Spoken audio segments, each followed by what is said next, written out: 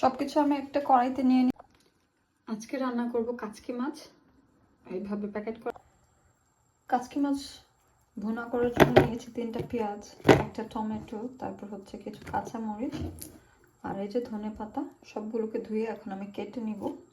একদম পেঁয়াজটাকে কাটবো কুচি কুচি করে। আমার এখানে সবকিছু কাটাকাটি শেষ। পেঁয়াজটা আমার ধারা যতটুকু সম্ভব একদম চিকন চিকন করে কেটেছি। টমেটো, কাঁচামরিচ, ধনেপাতা সবগুলোকে এখন একসাথে হচ্ছে আমি মাখাবো। সবকিছু আমি একটা কড়াইতে নিয়ে নিয়েছি। দিয়েছি হচ্ছে লবণ, দিব একটু হলুদের গুঁড়া, তারপর দেব একটু মরিচের গুঁড়া, তারপর একটু ধনিয়া গুঁড়া দিয়ে সবগুলোকে অয়েল দিতে হবে।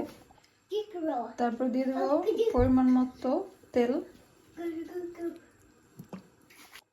তারপর দিয়ে দিচ্ছি একটু আদা রসুন বাটা। আর আমি কিন্তু মাছের তরকারিতে, ভাজিতে, মাংসে সবকিছুতেই হচ্ছে আদা রসুন দিয়ে রান্না করি। আমি জানি না আর কে কে দেন। মাংসে আদা রসুনের পরিমাণ একটু বেশি থাকে আর হচ্ছে মাছে অল্প পরিমাণে থাকে, যেমন হাফ চা চামচের মতো, কিন্তু আমি সবসময় দিই। তারপর হচ্ছে সুন্দর করে হাত দিয়ে মাখিয়ে নেবেন। আমার ঘরে গ্লাভস নেই, তার জন্য আমি হচ্ছে হাত বা হ্যান্ড দিয়ে মাখাবো। প্রথমে পেঁয়াজটাকে একদম কচলে নিব। যাদের ছোট বাচ্চা আছে অবশ্যই চেষ্টা করবেন, বা যাদের হাত একটু সেনসিটিভ তারা হচ্ছে ট্রাই করবেন গ্লাভস পরে করার এই মাখাটা। পেঁয়াজ মাখানো শেষ, এখন হচ্ছে মশলাটা গরম করে নেব। What please? You want to cook now? Okay, wait করো। আমার এই কাটাকুটি দেখে আমার ছেলেও হচ্ছে বল নিছে সে রান্না করবে, আমাকে বলতেছে প্লিজ নানা। দেখেন মশলাটা দেখে খেতে ইচ্ছে করছে না, এত সুন্দর করে মাখিয়েছি।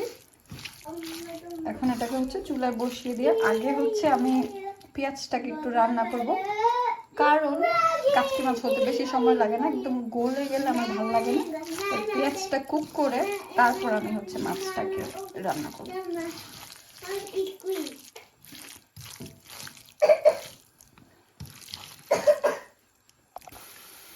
আমি হচ্ছে চুলায় বসিয়ে দিয়েছি আর হাতটা ধুয়ে একটুখানি পানি দিয়ে দিয়েছি। এখন হচ্ছে এটাকে সুন্দর করে কষিয়ে নিব, ঢেকে দিব এখন একটা ঢাকনা দিয়ে। এভাবে নাড়াচাড়া করে দিব।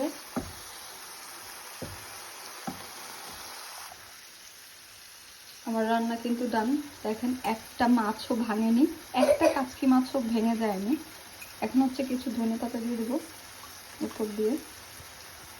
আমি একটু দেখাই একটা মাছ তুলে, এই যে একটা মাছও ভেঙে যায়নি। আর মশলাটা একদম পারফেক্ট কুক হওয়া ছিল, মশলারও কোনো কাঁচা গন্ধ নেই। জাস্ট 5 মিনিটসের মধ্যে মাছটা দেওয়ার পরে কিন্তু আমার রান্না ডান। তেল তেল উঠে গিয়েছে। এখন হচ্ছে আমি নামিয়ে ফেলবো। আর খেতে দারুণ হয়েছে। আমি টেস্ট করেছি, সল্ট একটু দরকার ছিল, আমি দিয়ে দিয়েছি মাঝখানে।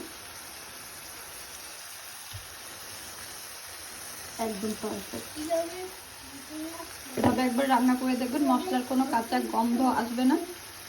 মশলা এমনভাবে কুক হয়েছে যে খেতে খুবই দারুণ লাগে, কারণ আমি পেঁয়াজটাকে আলাদা একটু কষিয়ে নিয়েছি। ভালো লাগলে এভাবে রান্না করে খাবেন, একবার ট্রাই করে খাবেন। এটাকে হচ্ছে আমরা আলু কুচি করে একটু ঝোল ঝোলও খাই, মাঝে মাঝে এভাবে হচ্ছে একদম ভাজা ভাজা। আমি হচ্ছে আর 2 মিনিট একদম হাই হিটে সামনে দাঁড়িয়ে থেকে এটাকে কুক করবো, যাতে একটু ভাজা ভাজা একটু বেশি হয়ে যায়। এখন তেল উঠে আসছে।